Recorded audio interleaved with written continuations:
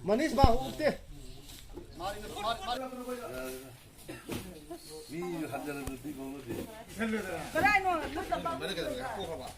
Matang among bibiro ka na.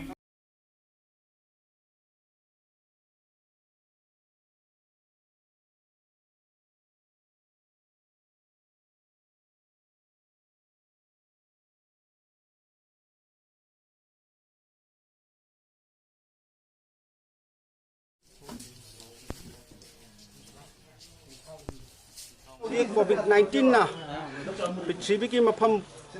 khuding magta awaba mayok na ba lockdown leiba numit ngasiga thana numit kunga mathoini thoini jawsela ba asida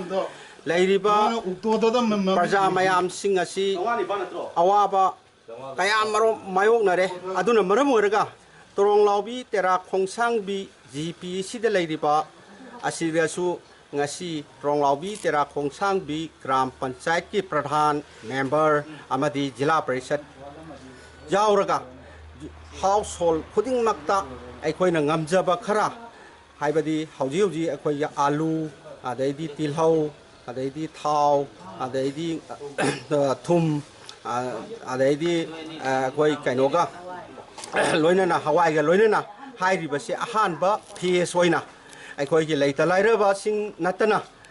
every awaba anaba sida aikoi ngasi awaba lockdown sina leiba sina maram oiraga awaba mayong nei bisida household khuding ta pijebani masi makhatana